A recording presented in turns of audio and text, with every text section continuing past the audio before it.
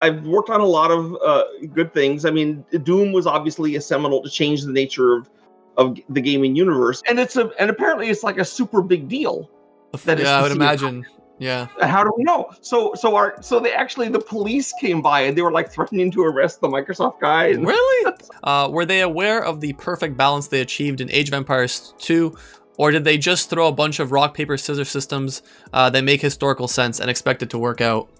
Okay, so he's making me cry because I spent 2 years of my life trying super hard, every single day spending hours trying to make that thing balanced. We were going to do a massively multiplayer science fiction game based in the Halo universe. Said that this thing would probably earn a little bit over $1 billion.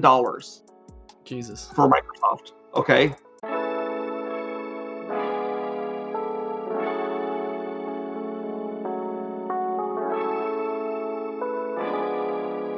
You're listening to Board with Nelly.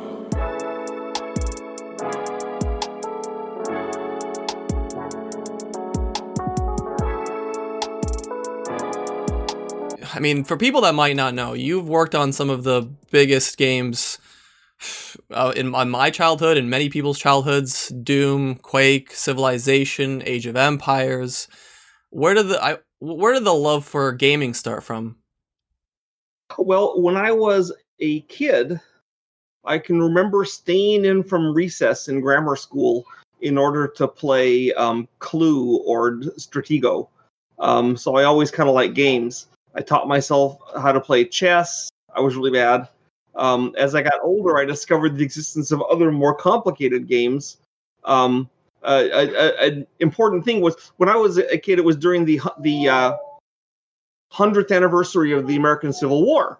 So there was a lot of, and my dad's a big Civil War buff, so there's a lot of Civil War stuff going on. So my dad got this game called Gettysburg, and we quickly lost the rules, but I had this game with a map of Gettysburg and all these little cardboard pieces, and that was super interesting to me. And I had that game for 3 years, not knowing how to play it, just looking at the map, looking at the pieces. Then when I was 12, I was in a game store. My dad took me to a hobby store in a nearby town, and there was the game. I said, Dad, I'll do dishes for a month. Let me get this game. So he bought the game for me.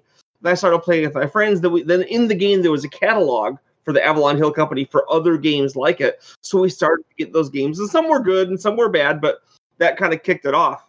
And then all through high school, I played these tabletop war games, right? They didn't have the modern kind of tabletop games. There was only like crappy games like Clue or Monopoly, and there was the war games.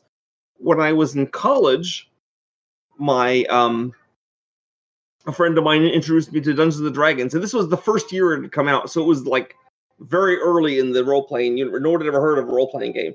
So we started playing role-playing games a lot. So now we played role-playing games, and we played war games. And then in the 80s, the very first trickle of actually fun games that weren't one of the old classics and weren't a role-playing game started to appear. And then in the 90s, by that time, my full-time career was doing role-playing games for Chaosium. And then I did a couple, like I did the initial Arkham Horror game. I wasn't the designer, I was the developer. Richard Lonnie designed it, right, and did a bang-up job. But at that time, you'd have a designer and a developer. The designer would design the game, then he handed it over to the developer, and the developer would carry it on. It was kind of like producer versus director kind of thing. I have one small question here. In between the college and getting that first job or first work, your degree was zoology?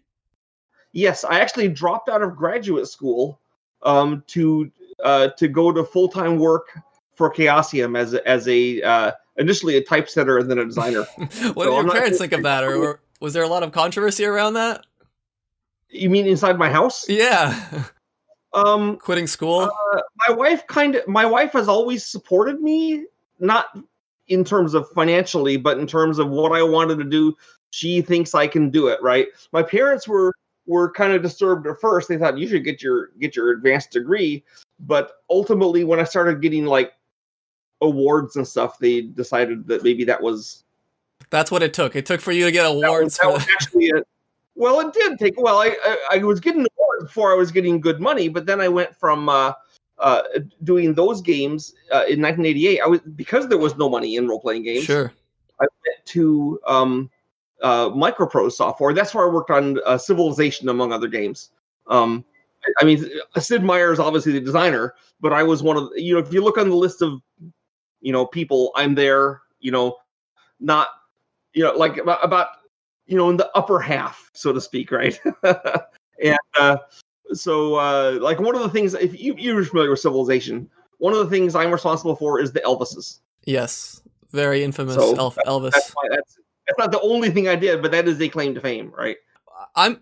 So what do you have a programming background at all or anything? Not at all. Yeah, no, that's so interesting. No, nothing to do with programming. Now, obviously, I learned to script and stuff and to do tables and database things when I was in the computer brain, but I was always a designer. And back in the day, I was in fact one of the first people that was brought into a company at Microprose to be a designer. Before that time, programmers kind of did everything. And one time they were doing the art too, which is why early art on games was so terrible, right? Part of what was terrible was the awful interface and lacked design. It lacked literally design. It lacked really good design. Yeah, right? But the idea was as for programmers for all was well, programming is so hard. Design is easy by comparison. We'll just throw that in. Right. That's also why a lot of the early computer games were based on some programming trick. Like, I learned how to make things taller and shorter. So the virus is maybe it was Monolith. It was a game about getting things higher and shorter. And this is a game about, anyway, they find some trick and then the whole game would be about that. There was a few exceptions, like Lord British did the Ultima series, and he was a programmer and a game designer. And Sid Meier was a programmer and a game designer. But Sid Meier, and in fact, the Ensemble theory at Microprose software, like I said, some of the first designers ever computer designers, right, was that ideally you'd have a programmer that can do both. But if you couldn't do that, you take a programmer that couldn't design and then take a designer and put them together, and it would be as good as one of those regular guys. Except Sid Meier himself gave the lie to that, because he took Bruce Shelley and said, he's my designer. Because even though I'm a programmer and I'm also a designer, I need a designer to work with. And in general, that's what I found from then on, is that a programmer who knows design is always an advantage, right? Yeah. But I was going to ask you, is today's role of a designer, mandatory to know programming, to know, I don't know, Python or whatever? No, it's not. You have to know some. No, it's not. In fact, I taught college for 2 years at the master's degree level, teaching designers how to be designers. Usually, actually, the way it works is that you have programmers, obviously, who program. You have artists, and just like you wouldn't have a programmer do art anymore. Like, you'll have them has to know some design, but like level designers became a thing, and that appeared. I was one of the very first level designers, because I left when Microprose started to implode because Wild Bill Staley was nuts.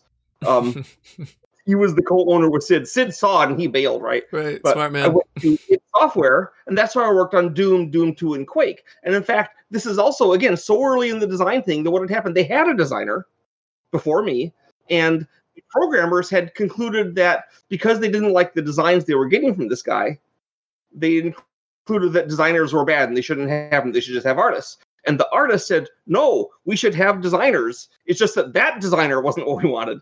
So the programmers, to mollify the artists, they've been interviewing people to replace the former designer. And they had me come in as the one token designer to mollify the artist. I didn't know this. I just thought I was getting a chance at a job. So I went in there, and the artist had done like very simple stuff. They'd done like a level that was a spiral staircase, and that was all. Or they hadn't done anything. So I went there. I started making a level, and it had lava that went up and down, and it had secret doors, and it had monsters. It was an actual level you could play and fight on. And the designers were like, okay, well, this is what we want. Okay, and we didn't even know enough to call me a level designer, but that's effectively what I was. This transition seems very fortunate. You went from one really, what was going to be a very successful franchise to another. Do you feel like you were lucky, or do you feel like it was fate, or? I can't deny that luck had to be involved, but every time, I mean, the thing is, when we're starting to work on Civilization, we knew this was going to be big. Really? Yeah, we could tell. Well, here's how we knew. Because what you have to understand, that the worst job in all programming, in all game all game development, is to be the playtesters. Okay, that job sucks. Because you're always working on a game at the very end of the project. and it's always a broken game. And so you're always urgent. You got to work lots of overtime to finish it. And then when you finish, there's another project at the end you have to go work on. And you get really sick of these games, right? But the playtesters were staying after work to keep playing Civilization. That's crazy. So we knew, if you're going to stay after work, after playing this game all day long, you want to stay and play more when you're a professional playtester, that game's got to be something special. And that could probably be said for Age of Empires as well. Then I'm sure that was happening as well. There was lots of guys staying late to play Age of Empires. Right. Although I gotta say, there was a certain element of people staying late to play Quake too at Ensemble Studios. That's so crazy. That's and we did it for Doom and Quake. Sure. The game was super fun. Now I don't think it was. I'd like to convince myself it was not pure luck, because if you look at my history, I did Call of Cthulhu, which is a really well-known role-playing game. I did Arkham Horror, which is still a big hit in the board game thing, or helped do it. I worked on Civilization, I worked on Doom, and all through all my 30-year career, there's hits all along. So either I'm supernaturally lucky, which I guess is possible, or there's something, or it's not just the luck. No, that's what I didn't mean that in any disrespectful way whatsoever. No, it's okay. Yeah. No, it's a reasonable question, right? Yeah. So but here's the thing. One of the reasons that I got the job at id Software was because John Romero is a huge game nerd, as everyone knows, right?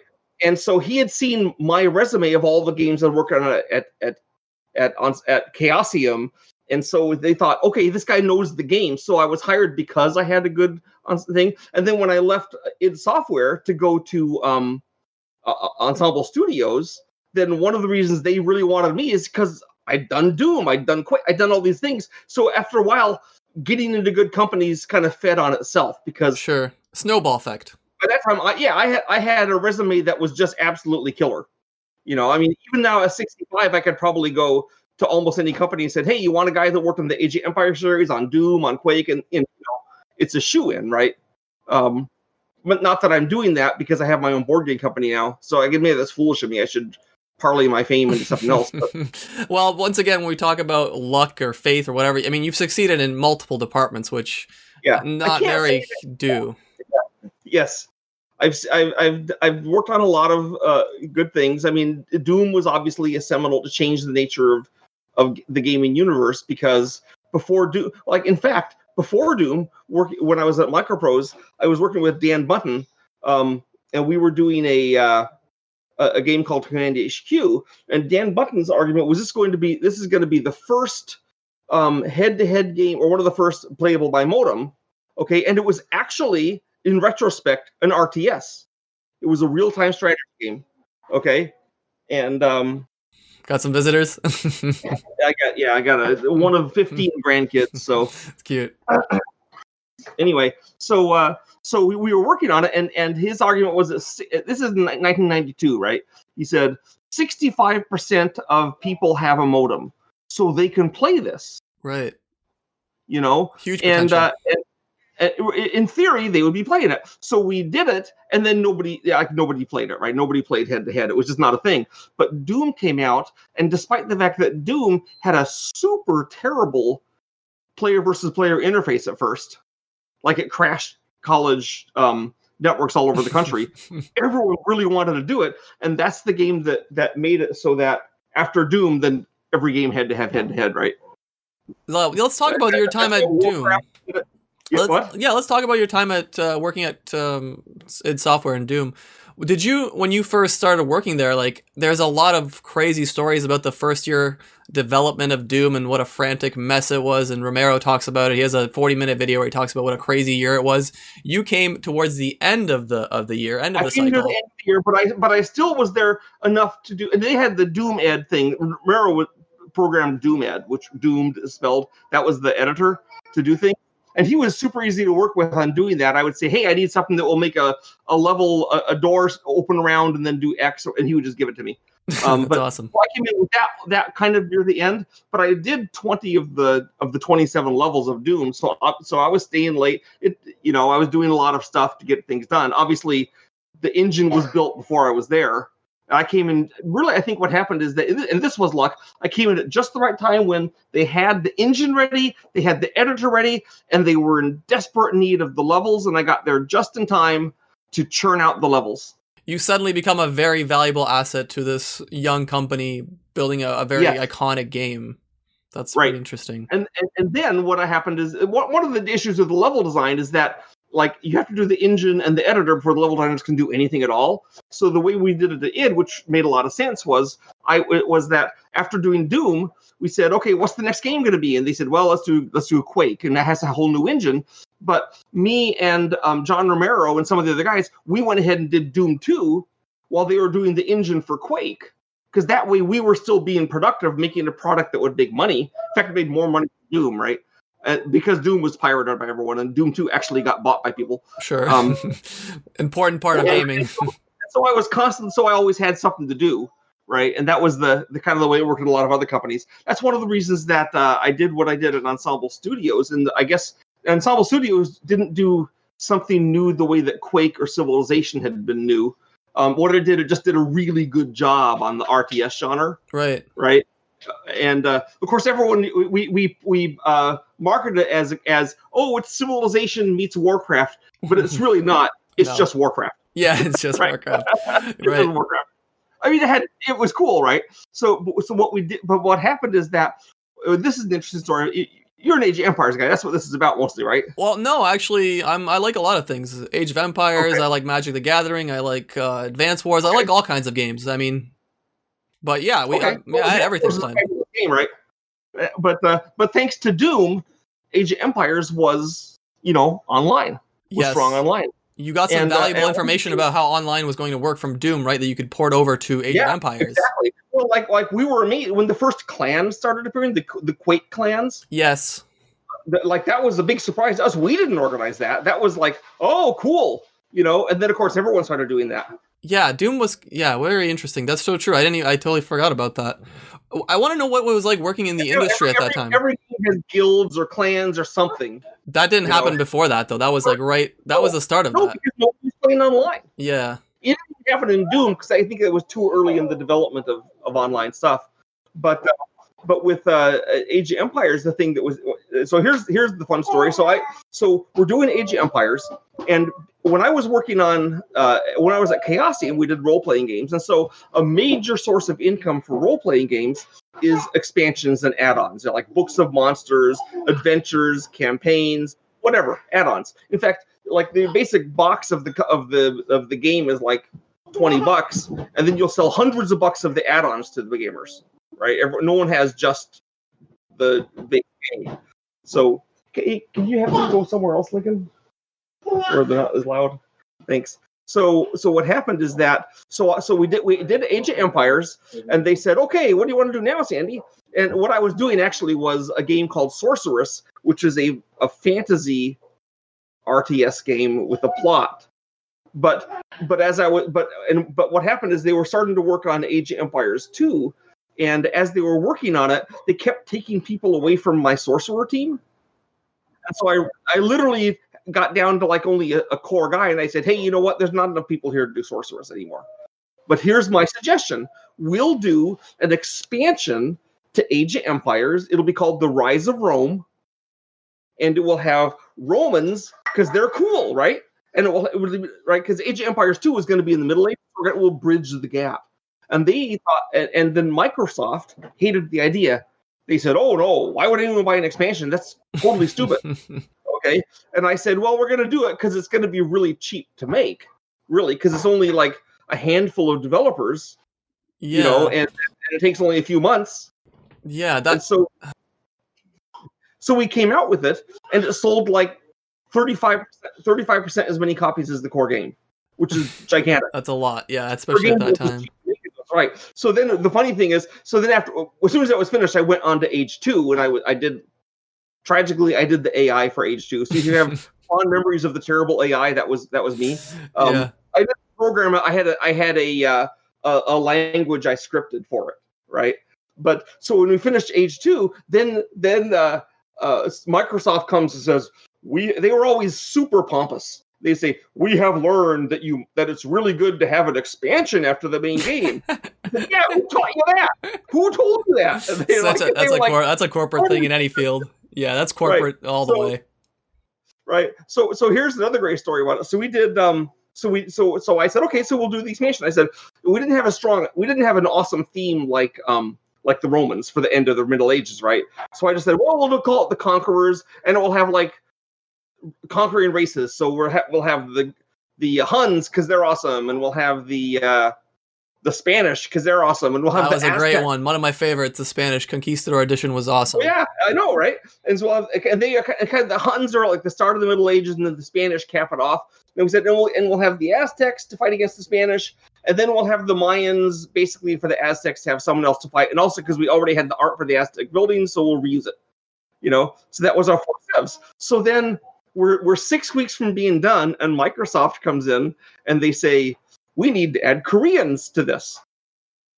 And I'm like, we need to add Koreans to the Conqueror? And they said, yes. And I said, okay, so to the credit of the Korean nation, while they're awesome in many ways, they are not conquerors.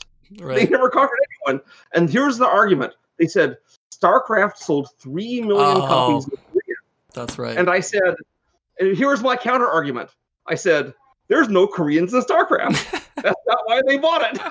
That's so true, yeah. And they didn't care. They couldn't understand what I was saying. They said, but they bought 3 million. I said, yes, but not because there were Koreans. It's so funny to think they were trying to pander to Koreans at a time because StarCraft. That's so funny. And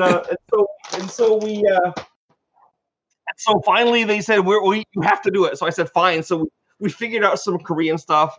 Then we got in trouble because we used the wrong model for the turtle ship. They said, no, they looked like this other thing. We don't know. We look online and see different turtle ship things and pick the wrong one.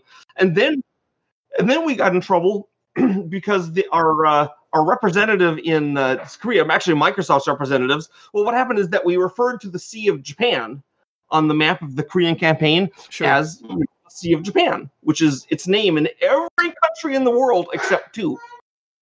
North and South. Oh, I was gonna say, what's the other one? They call it the Sea of Korea. Okay. So, and apparently it's like a super big deal. I would imagine. Yeah. How do we know? So the police came by and they were like threatening to arrest the Microsoft guy. Really?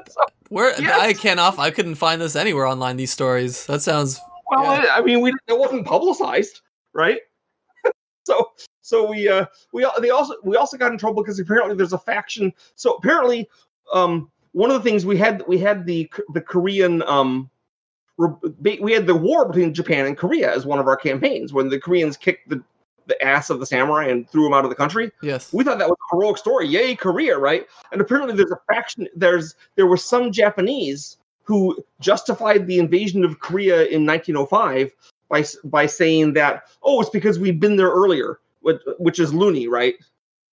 But I mean, war is always tricky. There's always 2 sides, and neither side will be happy. Right. So some Koreans were trying to pretend that invasion never happened, so those Japanese wouldn't have a case, even though they don't have a case anyway. The fact you invaded someone doesn't mean you get to own them, right? So those guys are mad at us too. I'm not sure if they were taken seriously. Well, there's other political things. One of the things we had was with Rise of Rome. Do you remember we had the Macedonians? Yes. Well, I don't remember I don't remember that part, but I do know Macedonians in Roman history. Yes. Right. Well, of course, they were a huge empire that was constantly battling the Romans, right? Right. And Pyrrhus of Ephesus. They didn't call them the Macedonians by them, but it was like. But so in the Rise of Rome, we had Macedonians as one of the civs, and this happened at the same time that Greece was really mad at the new country of Macedonia because they had the province of Macedonia. And they were trying to say, no, Macedonia is Greek. Now, my argument was that if you go back to Alexander's time, the Greeks did not consider Macedonia part of Greece, right? And they spoke a different language, and they hated him. But the Greeks now are like, Alexander's our guy. So they're starting to make this huge political stink. And so they're like, what if so my argument to them was, okay, if Macedonia is the same as Greece, you should be super happy that there's 2 Greek civilizations in the game. That's twice anyone else. But logic doesn't matter, right? I'm so happy you guys didn't make games during Twitter times. This would have been chaos today. Like any of these disputes would have been chaos on Twitter today.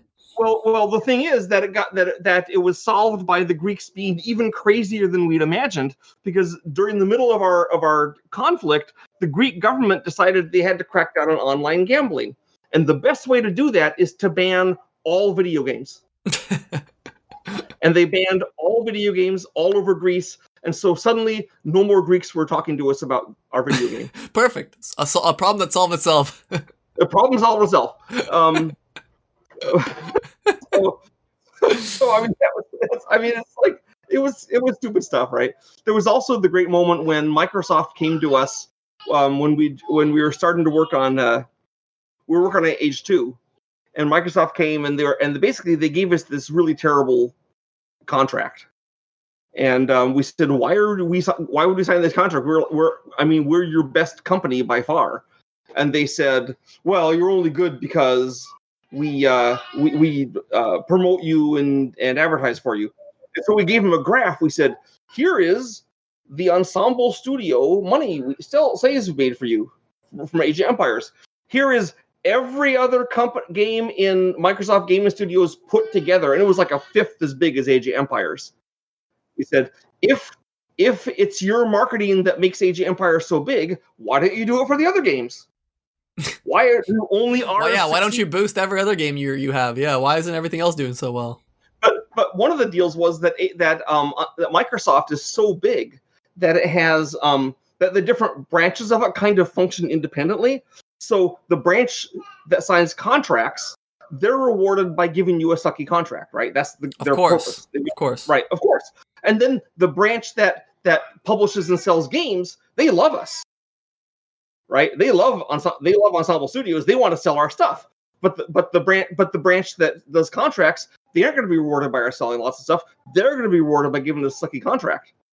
So what happened is that we said, well, we're going to pull up our pants and go home. And we stopped all work on Age of Empires 2, see how long they would last against us. And of course, the contract guys didn't care, but the publishing guys raised a stink that went clear to the top. Okay, clear up to Steve, not Jobs. Mike, I don't know the Microsoft guy. Bill Gates was at the time or no? No. It was the guy that took over from Bill Gates. Bill Gates decided to retire and became. I don't know the guy's name, but I know who you're talking about. Yeah, it's been 15 years for me. So, but you know who I'm talking about. So what happened is their solution. They came back and said, we're going to buy you, and so they bought us, and all of our crappy Ensemble Studios stock became actually valuable at the time, Microsoft stock, and they owned us lock, stock, and barrel, and then the problem was solved. And we got a lot of money. I paid off my house, and then so for Age of Empires 3, and they also Microsoft actually one of their features as a company. I don't know if they still have this feature, but every company makes mistakes, and big companies make a lot of mistakes. But Microsoft was actually capable of learning, which a lot of companies can't. Like Microprose never did, but. So for example, when they bought FOSSA, they bought them, they moved them to Seattle, and they broke them up under 18 different branches, and then of course FOSSA never did anything again. Right, that was the end of FOSSA. So they go, huh? So then they bought Bungie, and they moved them to Seattle, and they put them in a separate thing all by themselves. And it took them about 6 months to be able to start doing work again from the move. So when they bought us, they said, we'll buy them and just leave them where they are and let them keep doing stuff. I said, now we own it. So that was actually pretty smart. And that worked out until Don Matrick came along. This was the wild, wild west of the video game times. This is one of my questions I did want to ask you. The jump from id Software. First of all, what was id Software like? Because this was a very small team of 6 people. What was it like working with John Carmack and Romero? What was that atmosphere? I want to know what the gaming industry was like working in it at the time. So Microprose Software was a lot like a frat house. There's a bunch of guys who all got along. We'd like hanging out after hours. We'd go to lunch together. We played games together. We played each other's games. We'd talk. Everything was friendly, but we were all kind of doing our own things. We each had our own major, so to speak. Okay, we're right. Now Ensemble Studios was a lot like watching a nature documentary with a bunch of hunting dogs or hyenas eating a zebra carcass.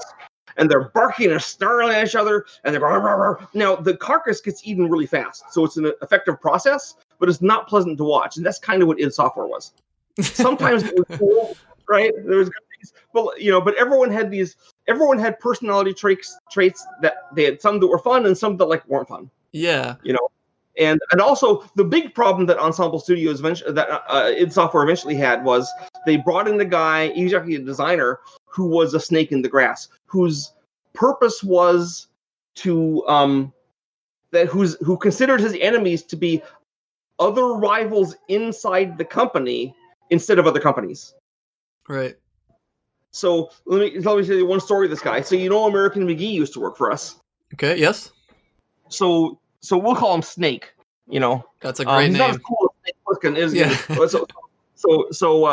So one of the things that would happen a lot is that people would decide is that there was this bit flip that John Romero would do, and sometimes John Carmack, where if the bit is 1, then you're super good, we love everything you do, and if the bit randomly flipped back to 0, then you're bad, everything you do is bad. So American McGee was on the bad side of the bit flip briefly. Okay, I never was. For some reason they always were kind of afraid to do the flip on me, right? So American McGee is on the downside, and so John Carmack says, look, you have to learn how to do Quake levels properly. So go and listen to Snake, and he's our best level designer. He'll teach you how to do levels properly and do what he says, and then you'll be an amazing level designer again. So American McGee says, got it. So he went and talked to Snake, and Snake says, do A, B, C, D. He's very specific about what to do. So American McGee goes back, he builds a level doing A, B, C, D, and then he takes it to John Carmack and says, look, here's my level. And John Carmack blows his lid. Everything was wrong. Right. Because Snake had literally taught him the wrong things to do to get American McGee in trouble. And Carmack, of course, wouldn't believe the Snake had done that because it's loony. Who would do that? That makes no sense. Right. And it makes no sense. It doesn't help the company to have. So ever since then, I hadn't had a guy like that before. Well, I had one guy like that before at Microprose, but he wasn't like a peer. He was like a VP, right? And he sucked. So, all right, but this was a peer that was doing that, and so from then on, I'm always super watchful for those guys, And we had a hiring process at Ensemble was so rigorous that we never got any, But man, that guy, because of this one guy, Snake, id Software lost American McGee, John Romero, Sean Green, Michael Abrash, eventually Adrian Carmack and Paul Jaques, who I brought in as my replacement. That's what he did. And after that, that's when Spectrum Holobyte came in and just took it over. And basically he literally destroyed the company. It's like a Trojan horse. Yes, he have a junior guy, and he ruined it. So now Ensemble Ensemble Studios felt like a family, and I mean a family in that everyone is working together. It's not just that we're all friends doing things like at a Microprose. We are a team, and we're everyone works together as a little cog in a corpuscle in the Ensemble Studio body, and got along great and did everything together, and it was super effective. I mean, that shows in the work, I think. I think it shows in the work. And one of our greatest moments, and here's the thing we're most proud of at Ensemble. So we're working on Age 3. And, of course, every year there's the E3 convention. And they give an award to the company that has the best graphics. Right? And it always goes to a shooter. Always. Because the shooters had the best graphics. Right. And it would never go to an RTS game because RTS games have terrible, sucky graphics. They have little tiny guys that can barely move. Our graphics are bad. So we said, we're doing an RTS game, and we're going to get the best graphics award with Age 3. We're going to take it away. It's not going to be a shooter this year. It's going to be us. We set that as the goal. And it was a combination of it was actually mostly programmers and artists working together. But you remember Age 3 where the cannons would blow up the house and they catch on fire and little things. And we won. We got the award. I was actually... sorry to interrupt. I was going to say, I had the AoE2 guy that's currently working on the game, and he's saying how clever the AoE3... Because AoE2 is a 2D game, right? And he was saying how clever AoE3 was. It was also a 2D game, but it had this effect where it looks like buildings would fall apart, and they did that in a clever way. Buildings were built in 3D. Right. But it wasn't a 3D game. It's just everything was built in 3D. All our models were 3D in Age of Empires, but then we'd like turn them into sprites. Right. I forgot what he was saying. He was saying like AoE3 had a brilliant way of making it seem like it was more 3D than it was actually 2D, but maybe I'm wrong. The game was actually, each thing in the game was really a particle. Right. But they were really good particles. Right. No, Age of Empires looks like a fantastic game. Were you working during this time? Was it, people always talk about gaming crunches and then, long hours. Was this a mandatory part of life for gamers? Or? Well, the way it was done at id Software, just for comparison, is that I would come in at like 8 o'clock, 8:30, and then I'd work until 6 or 7 or 8, and then go home. And then John Carmack would come in at like 3 o'clock, and then he worked till like 3 in the morning. And then I got in trouble once. He called me in and said, "How come you don't work late like the rest of us? What's wrong with you?" I said, "Dude, I'm here for 5 hours before you roll in." Yeah. And he said, "You are?" I said, "Yes." Ask Donna. She's the front desk girl. She's still there, And so he goes, "Oh, okay." But it still wasn't quite the same, because if he didn't see me there, like I did, it didn't exist, is kind of the deal. So that's kind of what worked there. They kind of, people worked whatever we had to work, but they had these crazy ideas.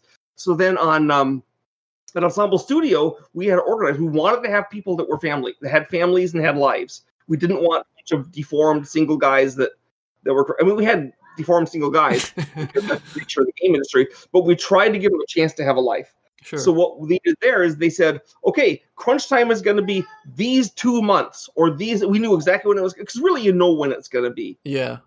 You can plan ahead for it. Right before launch. Yeah. Don't take vacation then. And they said, here's how it's going to work. Everyone's going to work from 10 a.m. to 10 p.m. and we're bringing in lunch and dinner. You don't have to stay for the lunch and dinner. You can go out, but you have an hour, but we are bringing it in case you want to. So cool. And that's what we did. And so knowing exactly what the crunch wasn't just like, I must work until all hours of the day. It's like 10 to 10. Got it. And there's food in case you need it. And it was good food. They didn't, they actually got decent food. So that was so organized that we almost looked at, well, the single guys kind of look forward to crunch. Right? Really? And the guys, because they don't have to make food, right? But it was tolerable, and you weren't burnt out at the end of it. That's the important thing. Yes, sure. You didn't feel like, and then of course everyone would take a week or so off afterwards. But that's how it is at every company. Was it also more? Sorry, I interrupt again. Was it also more fun to work in such a small team, because then you would have an opportunity to see so many different aspects of the design, whereas today teams are like 100 people or plus, and you might never see kind of what you're even making in the grand scheme of things. Well, I mean, that's probably true for a lot of people who work on it. By the time that we were the biggest at Ensemble, I think we had 70 people or so. Oh wow, okay, I didn't know it was that much. But I was always one of the leads, so I kind of saw everything, because I was, but everyone got, actually, you know what? At Ensemble Studios, you got to see everything. And the reason is because we cycled everyone through the playtests. And we had testers whose job was, we had 3 groups of testers. We had the testers who were like our elite squad that were looking for game balance things. I worked directly with those guys. That's part of my job, was to balance the age games. Okay, so I'd work with these, and I wasn't as good a player as them. These guys were had the reflexes of a bat. They were really good. So I'd work with them to do things. We'd discuss it and work it out. And then we had the playtesters who's really all they could do was find bugs. So we'd hire them we have them do something like, we need to have 100,000 fire arrows in the air at once to see if it crashes the game. Or we found a problem with our trade ships disappearing. Play a game until you figure out what it is. So that was like the dark job.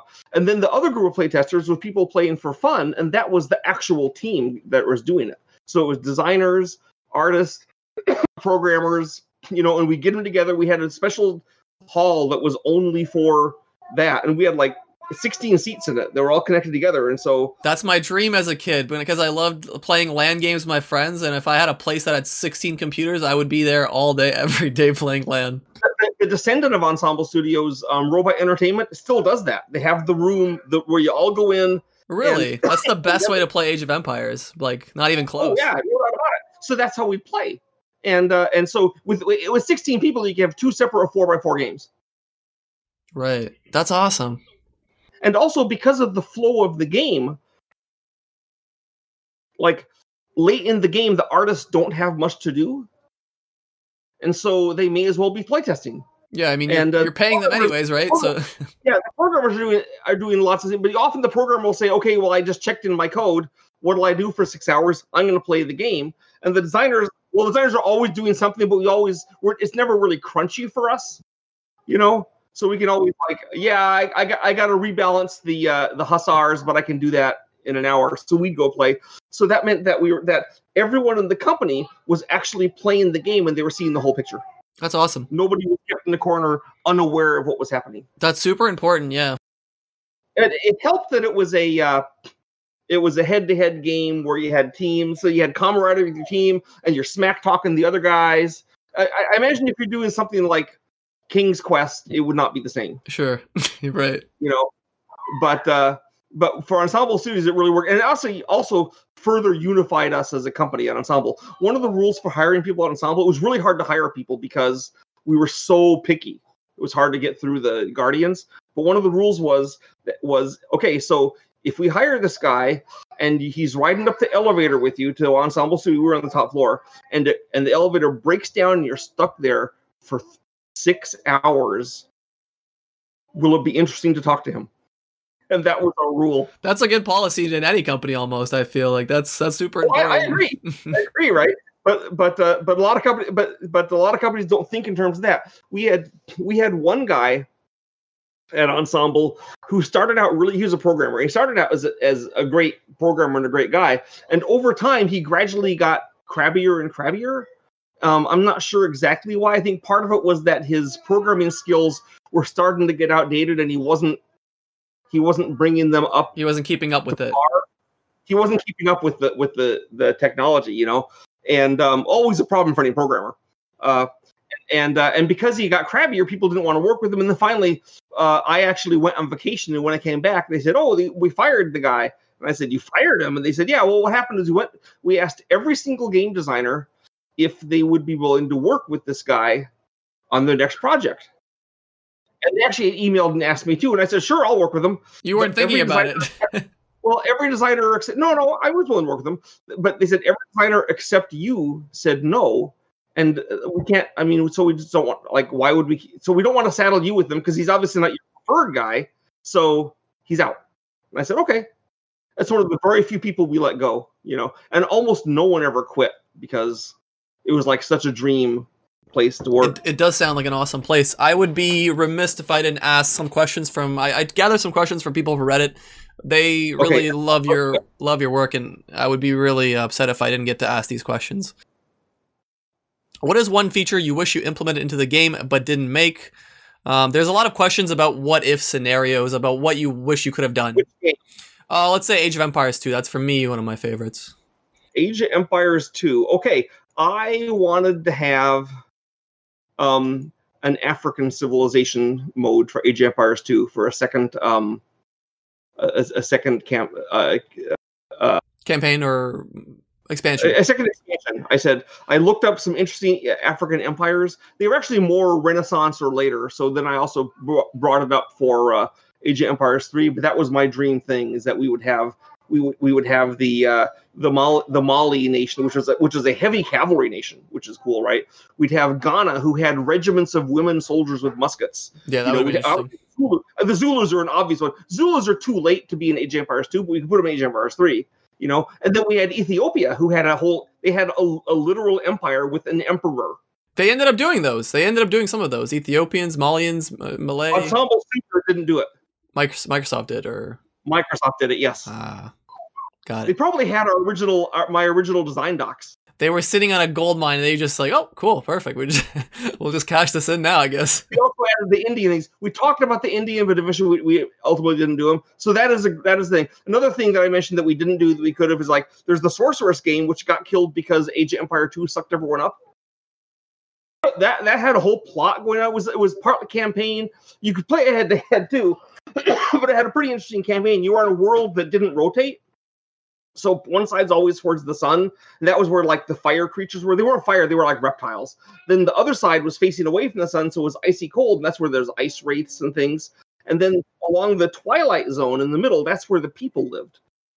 So those 3 civs that were very different, and then you were one of the people, and you had to play off the 2 powerful nations who were each much stronger than the Twilight because they had a whole half the world, you know. So that was, and then eventually at the end of the campaign, you spew out a moon from the planet, and it starts the planet rotating. Right. Cool. I mean, so yeah, everything's Twilight. So this kind of as spin-off question, I guess. Well, I kind of remembered. Is success a bit of a problem? Because when you're successful and you have a game like, let's say, Quake or Doom or Age of Empires 2, you might not be taking as many chances creatively, and then you're kind of stuck in this, you know, repetitive, let's say, non-creative cycle.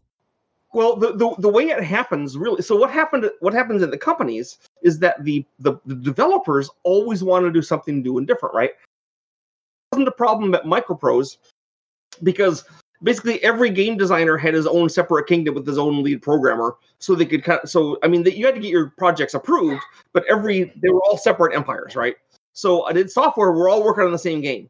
And always it is software, the plan was that the next game was going to be a flight sim, and I'm not making this up. That was our plan. It was going to be a great flight sim, part comedy. You're going to have a plane that had 1 billion bombs and rockets and guns, and you're going to fly around and blow everything up, and it's going to show off the 3D. It's going to be that. And then we said, we're going to do this right after Doom. I said, that's great. Then we said, well, we got to do Doom first. Okay, he says, well, let's do Quake. Could use the to make sure we know what to do. And then, of course, they never did the flight sim, right? But that was always going to be the next game. Well, at Ensemble Studios, especially once they hired me, they said, okay, after this, we're going to do a first-person shooter. Really? Literally. They wanted a first-person shooter at Ensemble. They loved Doom and Quake. They wanted to do a first-person shooter. So we'll do that next. But first, we got to get Age of Empires 2. And then said, okay, now we got to do Age of Empires 3. Then when Age of Mythology came along, there was a huge debate over what they should do for the next game. Because Age of Mythology was a great game. Age of Mythology, the candidates were Age 4, Age of Mythology, or, you know, the Sorceress again, or the shooter.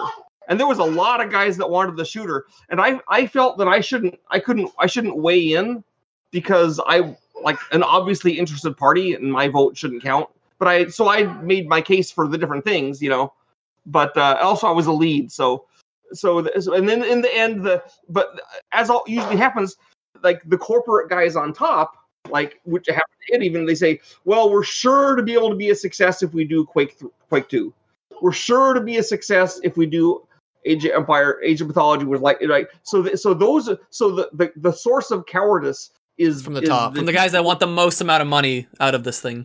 Well, they think they do, but I'm not sure they actually get the most amount of money because sometimes you do something creative and new, and it actually is bigger money. It's like how many Marvel knockoffs and and sequels and remakes are there that are just bomb and do terrible, right. But no one gets fired for suggesting Ghostbusters 2016. right? That's true. It should have been a good idea, right? But for the amount of money they spent on Ghostbusters 2016, they could have done their own actually original funny movie. And the same thing is true of games. They think this will be the success that'll play on it. Now, it's not quite the same as movies, because usually sequel movies keep getting worse, and sequels in games can keep getting better, because you keep the same team, and they can do something different, you know. So, like, Age of Empires 2, I think, was better than Age of Empires 1. Certainly sold better. Age of Empires 3, I think, was better than Age 2. It didn't sell as well, because it's harder to push, like, colonists and Renaissance musketeers over samurai and Vikings, right? Sure.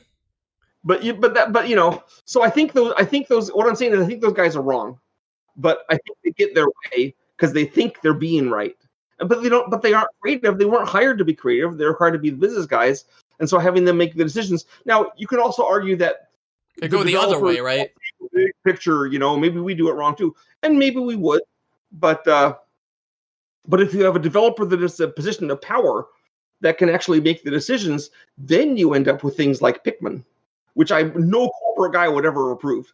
Yeah, and yet that's a brilliant success. Yeah, and a unique game. Right. Yeah, exactly. But who would ever do a Pikmin is crazy, right? Yeah. As if you think about it, but it's a great game. I don't know if I'm sure it didn't outsell Mario Kart, but it doesn't matter. Right. Well, creativity is this fine line between like sanity and insanity, right? Trying to convince someone something that you see has potential when they just look at the money side of it. So, yeah, I got some awesome questions here. Water battle question. Age of Empires 2 had a ton of unused water units, like junk. I didn't know this, by the way. Advanced boarding, galley. I remember hearing one of them meaning to be essentially a water monk, but there seems to be like... Yeah, we had a water monk. Yeah. That was the boarding galley. So he's basically asking what happened with water and why did it become so simplified? Ensemble Studios, generally speaking, didn't like playing on the water. It was our corporate culture to not like the water very much. We didn't use, like, when Age of Empires 1 went out into the world, we were astonished by the fact that fishing boats were so good. We had no idea because we didn't use them that much. We'd make 1 or 2 fishing boats and then go make our houses and our farms, right? So part of that was corporate culture. Age of Empires 2, we actually got a competent team, so we're more aware of it. And actually, I made most of the units for Age 2. So I was trying to make an interesting water thing. So I said, okay, so that's why we have fire galleys. That was me, right? Cool. So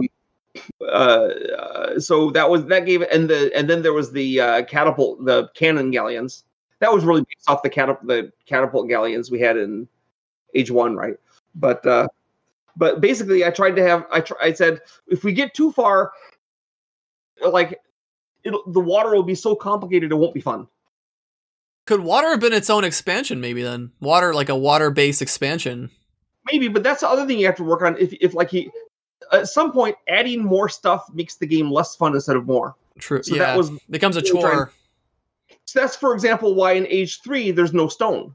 We wanted to only have 4 resources.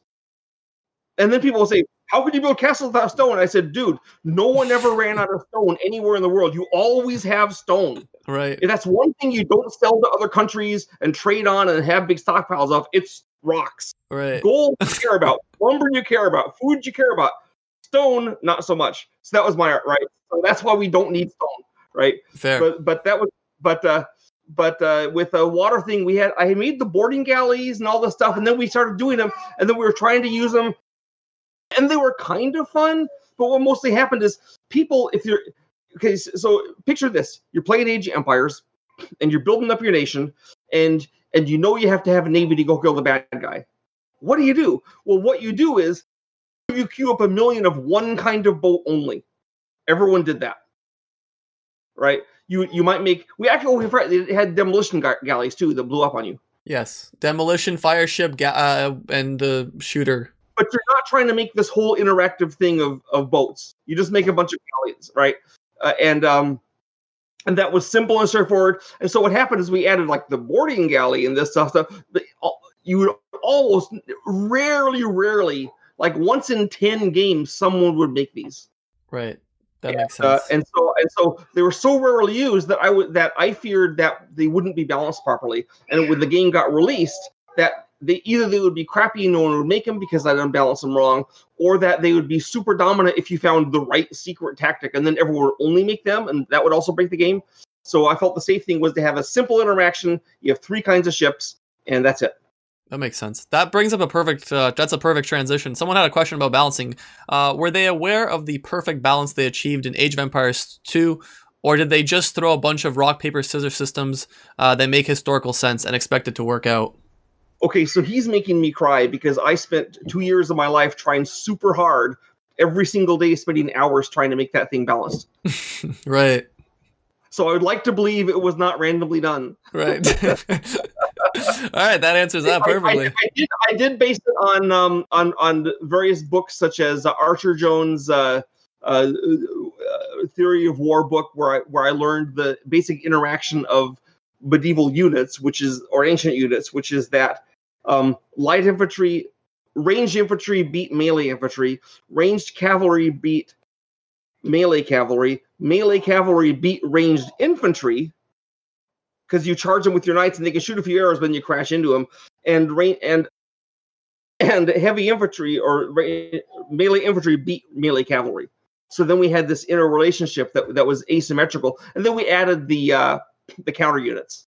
Yeah, it's a very good system. Yeah, no, it's exceptional. So that was how it worked, and that was the basis of it. And then we were balancing. Now balancing also was like it was a constant struggle because the balancing team was like a small elite team consisting of like me and the sheriff basically.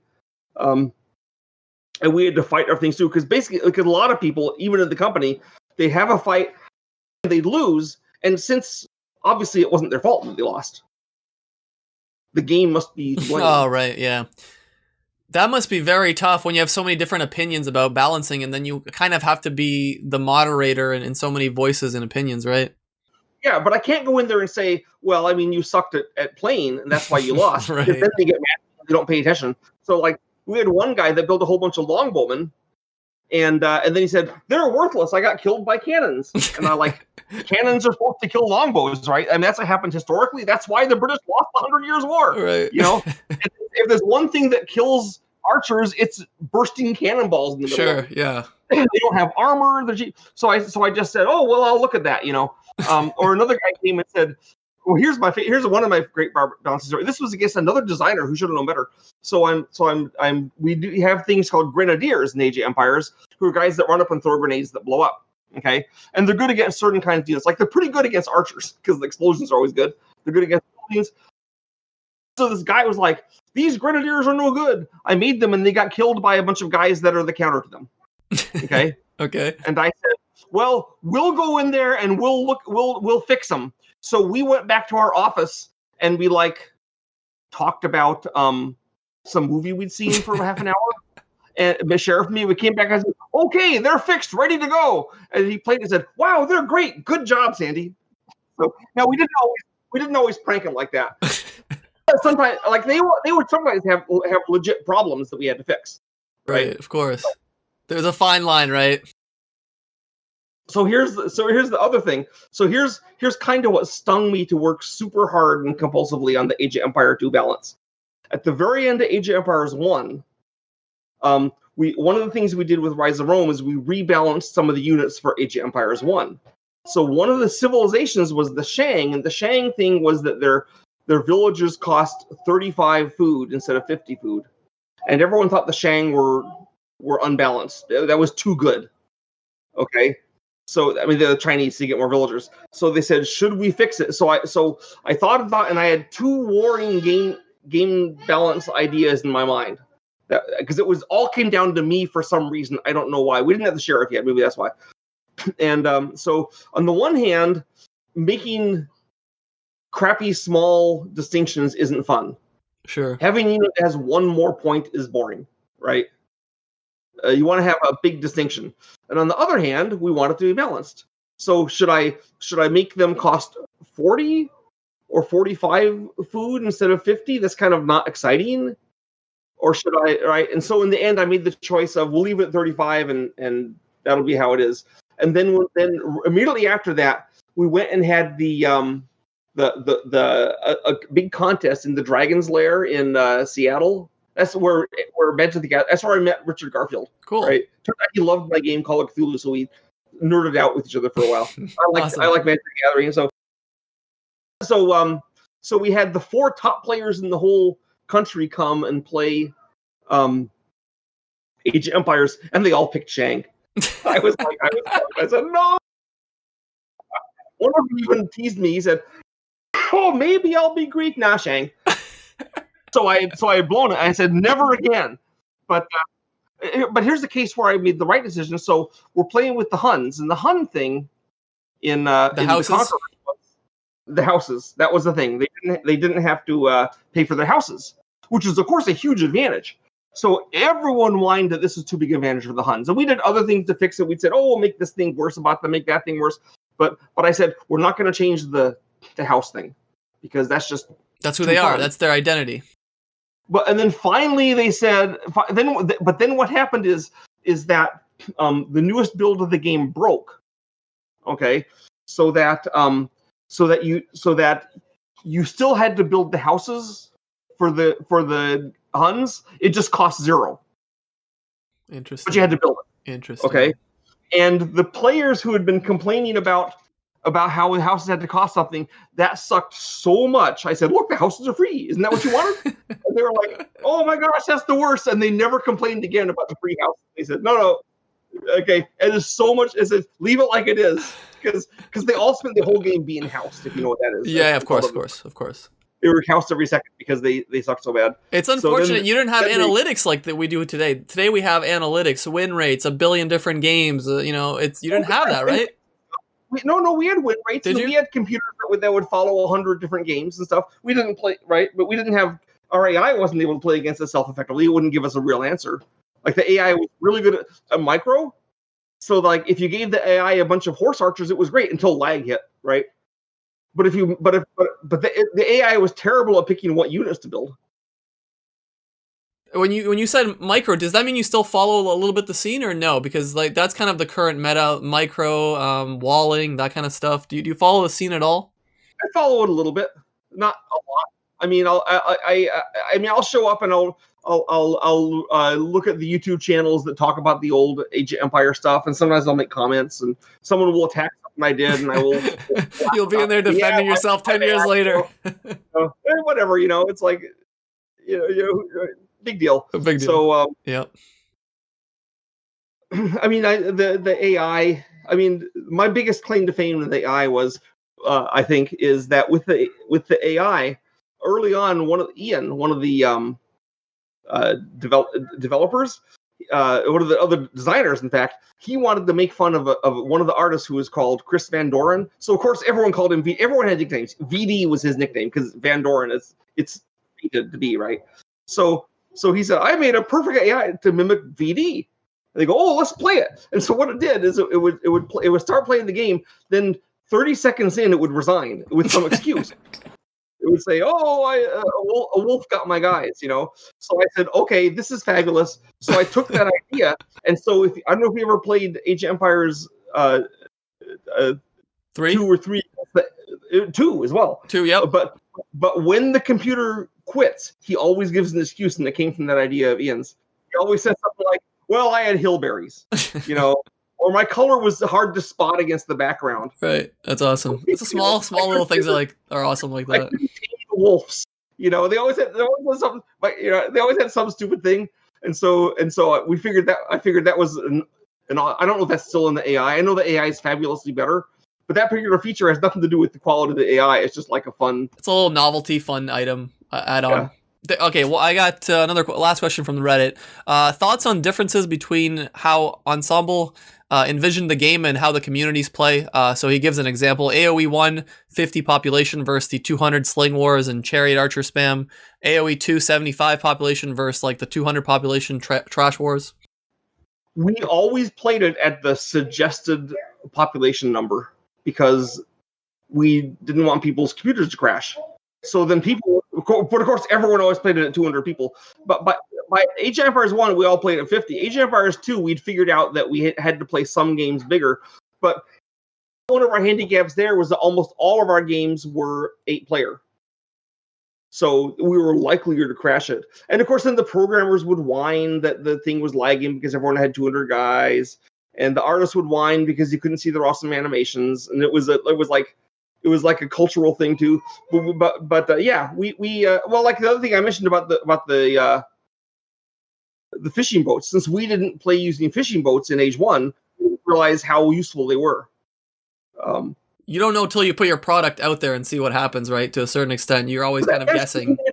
Yeah, but even if you have all the analytics and all the things, you still, when you release your product, what you're basically doing is sending it out to 100,000 playtesters. Right. Different minds, different perspectives, different, yeah. They're going to break the sucker for sure, or not break, at least find things. So that's still how it is now. And now I'm doing tabletop board games, which have a smaller audience than computer games, obviously, but I still get feed all the time saying, "Oh, how do the ancients beat Nyarlathotep in this game in Cthulhu Wars?" And then sometimes I've addressed it, and sometimes I'm like, whoa, that's a tactic we hadn't thought of because we've played as many tactics. We playtest these games for years, so it's not like we're not doing our diligence. But this data is so critical to you. This is such important data that you're you're getting for free basically, and from people that play your product, right? Yep. So we actually will make updates and stuff. Even on the computer, even on the board game, we can do that too. And it's in the second edition. Here it is. Right. The computer, we do it. I mean, sometimes there's the dark side too. Like at Microprose software, when it was starting to tank near the end, I was called in to work on a game called Darklands, which is a simulation of medieval German fantasy, basically. And it was so badly programmed that it literally a hard crash every time you played. If you played long enough, it would crash. And the quality assurance guy, he wouldn't sign off on it. He said, "I'm not going to put my name on this thing. I refuse to sign off on a game that does a hard crash." But he said, but Wild Bill Staley, the president, said, "We have to have it out for June because we're going public, and we have to have a game every quarter for the stock option for the stock. We must have this game by June." We said it's going to crash. It's going to have a hard crash to desktop every time they play it for long enough. And when I say long enough, like 40 minutes. Wow. Okay, that's not that long. Shorter, longer, but it's not that long, right? Save it and quit out and play it again and go to the end. But and he overruled Al Roy. He was the quality assurance guy, and said, "Well, we're going to be." And Al said, "Take my name off," and they did. You know. And my name, I kept my name on it because I figured I wasn't responsible for it crashing. Sure. Smart. So it went out and it crashed for everyone, and we got 40,000 returns. Wow, that's a nightmare. Every return cost us $15, and you only make about $15. It was yeah. But I guess our stock was good that year. Well, one of the effects of that was that the company said, "Hey, we're all going to have stock in Microprose." We said, "Yay!" And then we had a big meeting where Bill said, "I'm sure you all want to hang on to your stock forever as an awesome sample of the company." And we immediately all went out and sold it because we had zero faith in the company. Sell it now before right. Short that stock, you know. So it was. That's funny. I had a similar experience. I worked for Ford, an automotive company, and I was coming on board right before they had their massive recall where like the doors were flying off the cars in the Chicago plant. And I remember I'm like, they lost $1 billion this year from 40,000. These recalls are enormous. Yeah, one happened. I remember one happened to Lord British. I can't remember which Ultima it was. One of the Ultimas that was a giant return because they bungled the thing. And part of the killer thing there is for a game company, at least a smallish game company that basically works on one game at a time. I mean, Microsoft multiple, so it wasn't quite as vulnerable. But essentially, the stock market requires you to make money every quarter. If you miss a quarter, you're bad. Well, id Software made money once every year and a half. Because Doom came out, we get a big pile of cash. A year, nothing. Doom 2 comes out, we get a giant pile of cash. Right? I mean, yeah, there's selling in between, but not a big hit. And so as a result, if id Software had gone public, then we get the giant pile of cash. Hey, we'll go public, and we get a bunch of guys buying us. And then for a year, there's no sales, and the stock price plummets to nothing. And then some guy comes in and buys all the stock just in time for Doom 2. It's a very fragile industry. It's a very fragile field.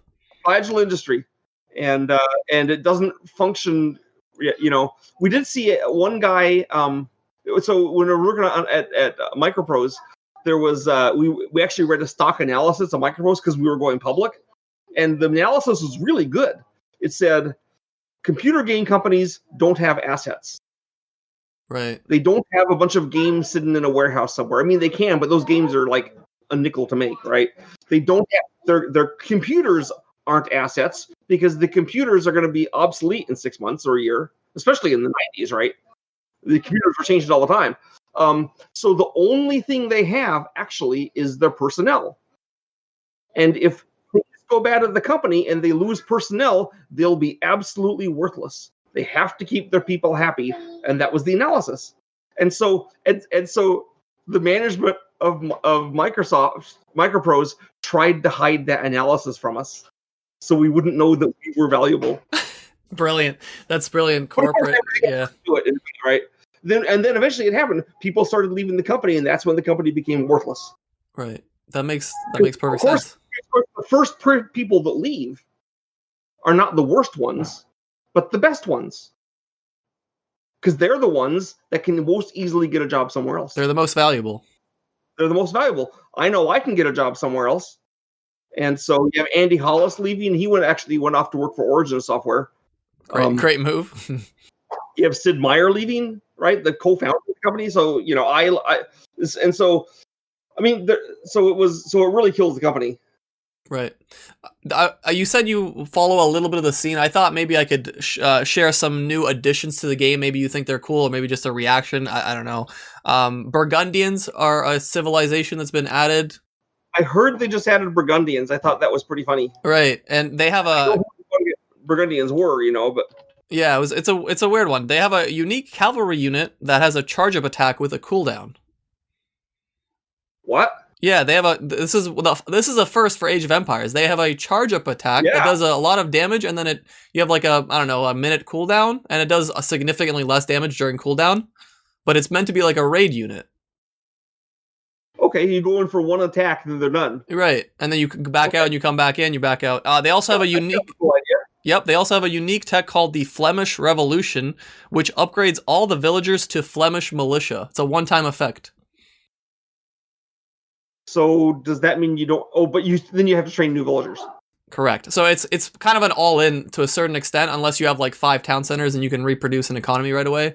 But the Flemish militia are pretty strong. They're like, I don't know. So it would be a great thing to do when you're trying to take down that wonder. And of course, there's another example of something. We built wonders, we used wonders, we played with wonders, and in almost every online game, they're turned off. Yeah, no one plays with wonders. We put a lot of effort into those wonders, and we had some really fun games where the wonders going down to the last second. And those are great missions. Really, yeah, I love those missions where you have to protect a certain building. They have a lot of that in StarCraft as well. Cumans. Every game of Age could have had that because the wonder is a thing. Yeah, it really depends on the. Okay, I had another one. So Cumans can build another town center in the feudal age.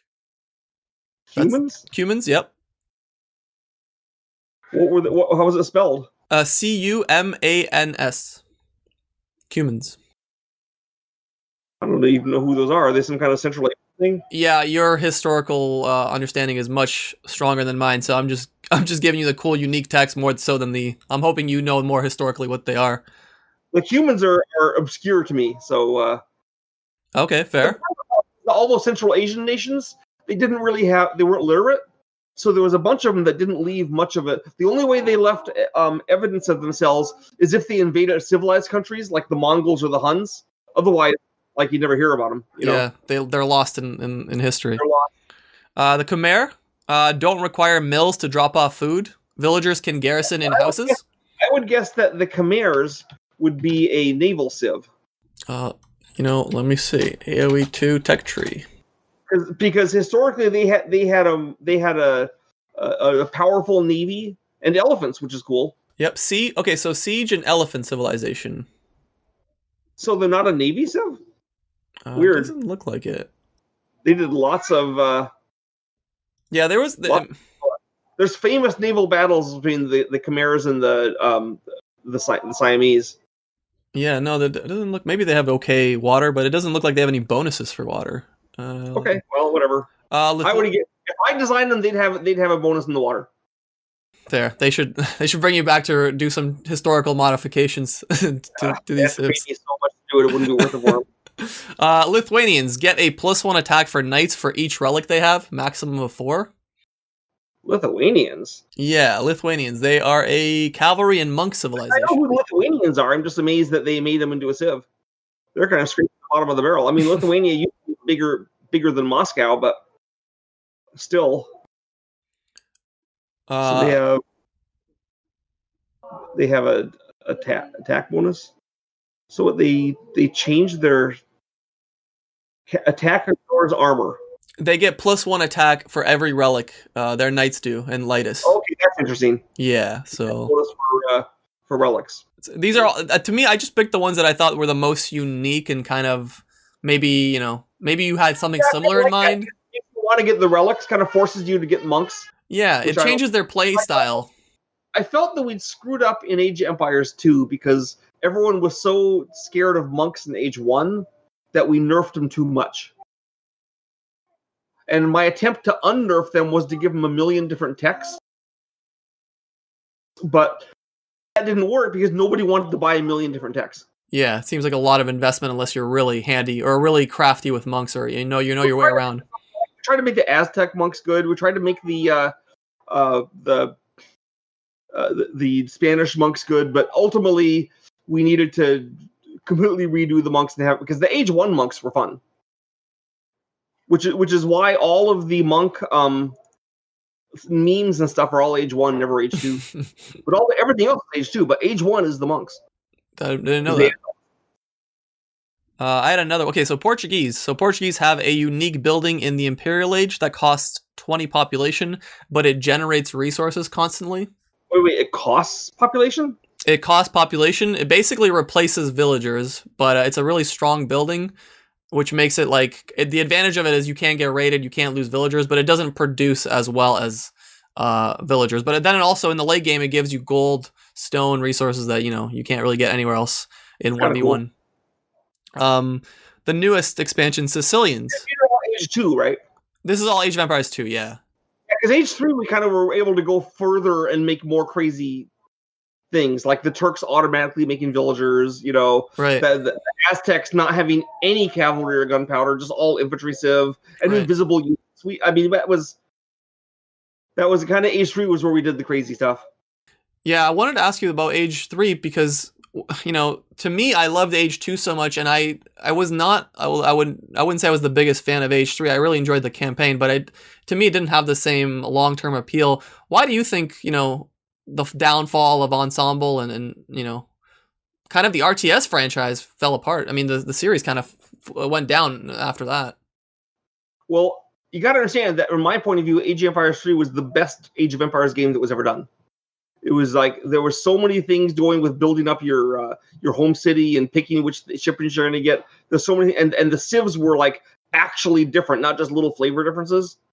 So like the Turks were not very much like the Spanish, So we were very proud of that. I will say that what happened with the downfall of Ensemble was it didn't sell as well as Age 2. That's what I wasn't meaning this in any disrespectful. I'm just saying, like, what do you think? Yeah, I guess what do you think wasn't sell as well is you're pushing musketeers and pikemen and dragoons instead of Vikings and samurai, which are obviously cooler, right?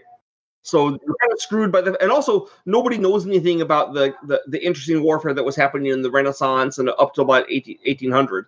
We don't look at that. There's not movies about it very much. I mean, there's the Three Musketeers.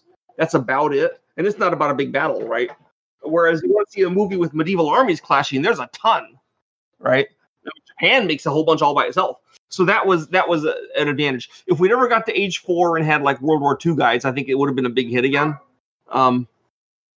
So what had happened is, so we were selling worse off. Then we did Age of Mythology, and that didn't do as well as the Age of Empires did. Now, don't get me wrong, it sold millions of copies. Everything we did sold millions of copies.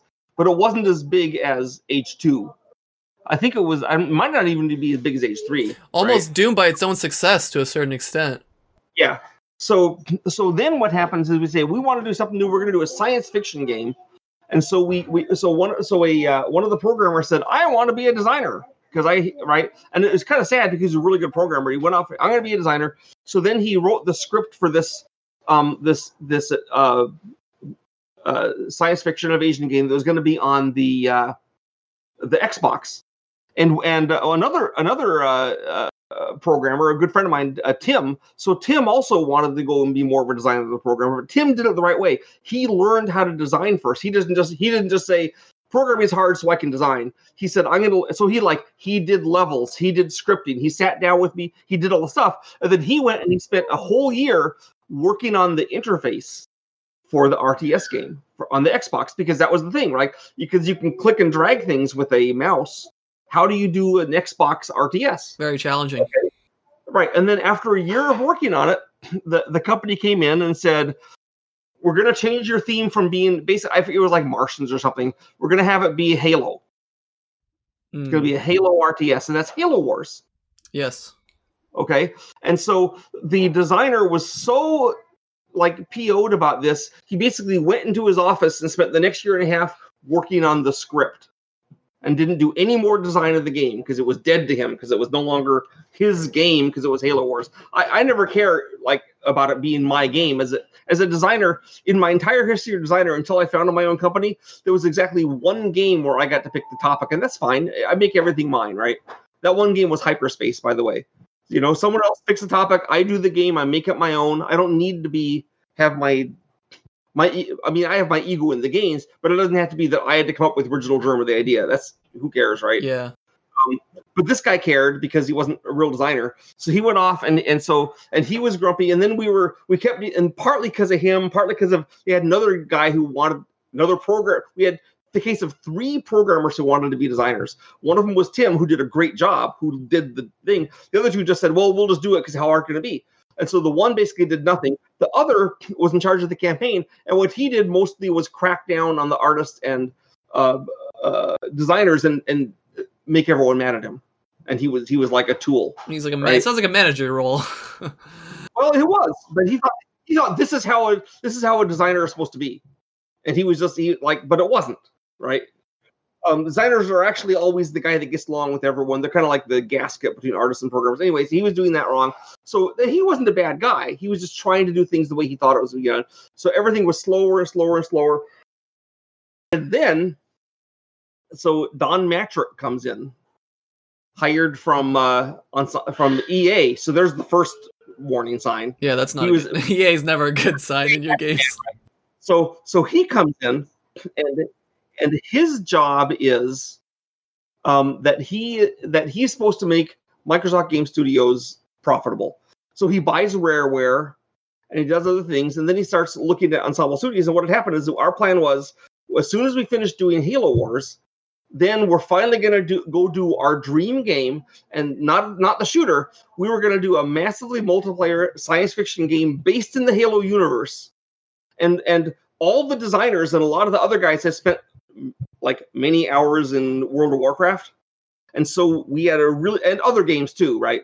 Other MMOs. And we had a really good understanding of how they work. And we were really good designers and artists and programmers. So we had worked out carefully how to make this giant Halo-based MMO be, you could be the Covenant or the humans. It was, we had adventures planned. We had it all worked out how this is going to go as an MMO. But an MMO shooter? Sorry, an MMO shooter or no, a real MMO. I mean, obviously you shoot in it because you have a gun. I meant a first-person shooter. Sorry, not like Anthem.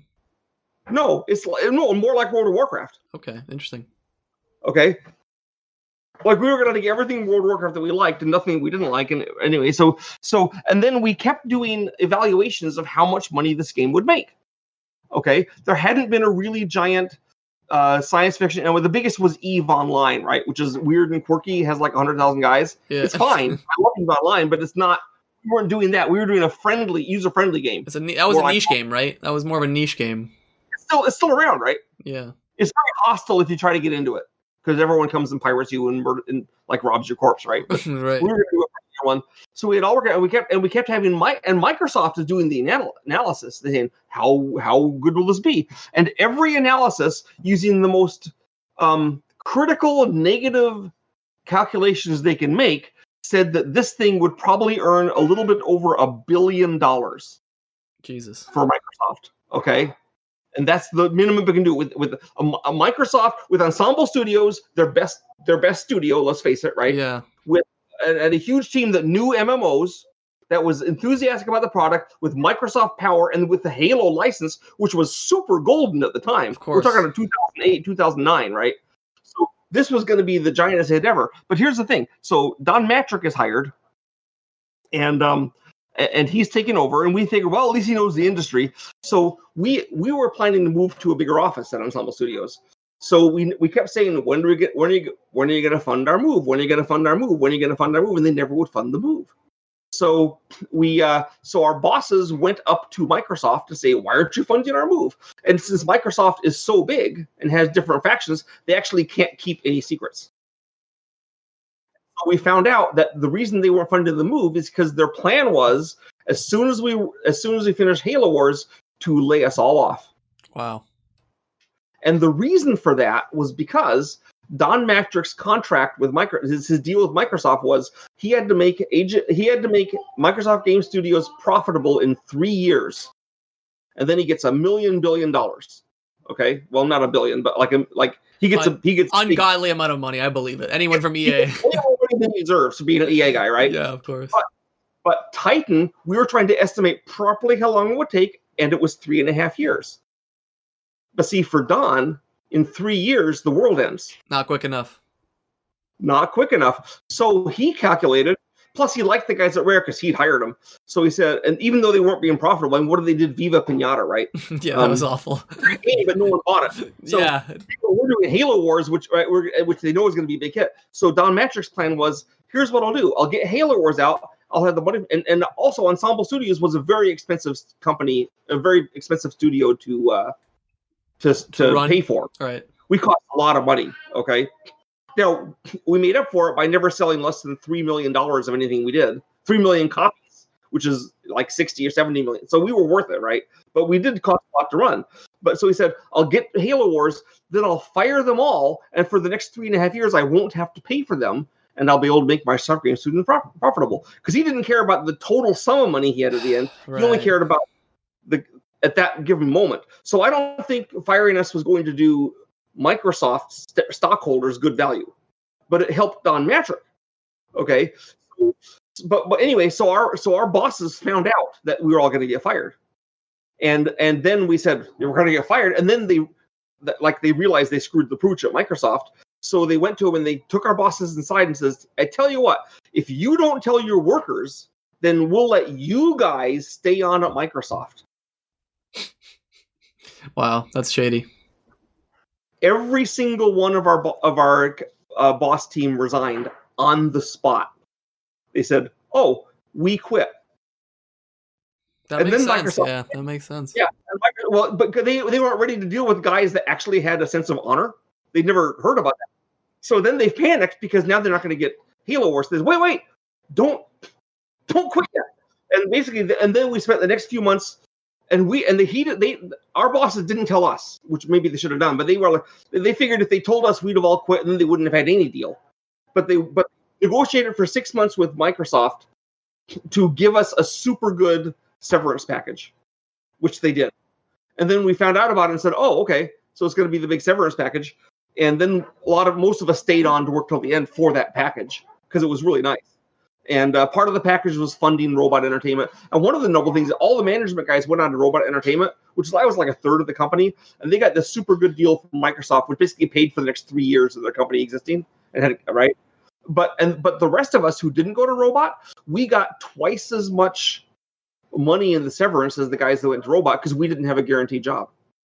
And those were stand-up guys. I love those guys. So anyway, so they paid us a giant sum of money. Then they got Halo Wars, and then it didn't actually hurt the game industry because some of them went on to form big, huge games. They've kickstarted a bunch of these random people, right? They did Boss Fight. Another group went and did Playful. Like Words with Friends. Yeah, that's huge. I went off and I taught at university, and then I found out, right? So none of us were killed by the thing. We just went off and did other things. And some of us went to other companies, but all the talent at Ensemble Studios went out into the world and kind of spread the gospel of Ensemble Studios and did other projects. And Microsoft, they got Halo Wars. And Don Matrick didn't, in fact, get to have his giant bonus because he screwed up Xbox Live so badly on the launch that he was out. It's nice that has a happy ending too as well. It's nice when Xbox Live is good now, they say, but it wasn't his fault.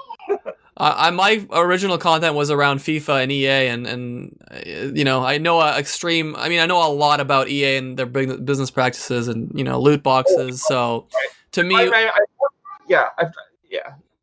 their business practice, exactly right. I've been trying to battle for years with EA and child gambling and how they should be regulated, but that's a story for another day. When I was teaching at the university, and people would ask me if they should go and work for EA, I said you should absolutely go work for EA because you go work for EA, you get decent pay, you're going to get fired at the end of your project, but prepare for that. Okay, you will have a stellar resume, and everyone else will want to hire you because you work for EA because they know they're going to be a better work environment than That's EA brilliant. was. Love them. But that's why EA will never produce a quality product, or never, well, it'll be very rarely because they cannot hang on to real talent. Real talent does not want to be at EA. It's just a stepping stone. I told artists who wanted to work for Disney, I told them the same thing. I said, Disney's a total sweatshop, but you will do good art at Disney, unlike EA. But when you leave Disney, again, you can get a job anywhere. So go work there. Okay, if you're married, maybe you don't want to work for those guys because then it's like you move your family and uproot them. But if you're a single guy, like go for it. You know, get out of EA what you can get, but go there knowing what you're getting out of EA. Right. Use it basically. I've kept you much longer than I should have. I apologize. There was one last topic I guess I want to talk about. You've succeeded with board games, video games, you even made a movie, but you're also making content on YouTube, which I've noticed. And I'm wondering if there is a strategy. Do you care about views, or are you just trying to make content about the things you're most passionate about? Because I want to say, like, a bunch of people are really interested in your opinion on old games, maybe gaming news, that kind of stuff, and I know that would thrive. So to me, it seems like if you do more game stuff, you know. I mean, I'm not really up on the modern gaming news necessarily, except for board games, because I have so much bandwidth that I can do, and I'm doing board games right now, so spending hours every day playing old video games is not. I think this is where I can maybe give some expertise because I do have a little bit of success on YouTube. I think the content that would work best for you actually wouldn't be playing games, but just talking about games, reacting to certain things. The video you did with, I believe your son, Age of Empires, you talked about the history of some units and all the new stuff. That kind of stuff would thrive. And maybe you don't want to make that content, but I should do more of it. Did you see the video where I walked through my house for Doom level? Yes. The videos like that. Yeah, those are awesome. I think my favorite thing on that, one guy said, hey, so there was this online commentator who said he'd heard that level was real, but it sure didn't look real. And he said, boy, that comment hasn't aged well. It's like, here it is. That's the best. That's the best feeling. Yeah. So so that's really useful information. I do care about having views, but it's not primarily about the views. My main job is do games.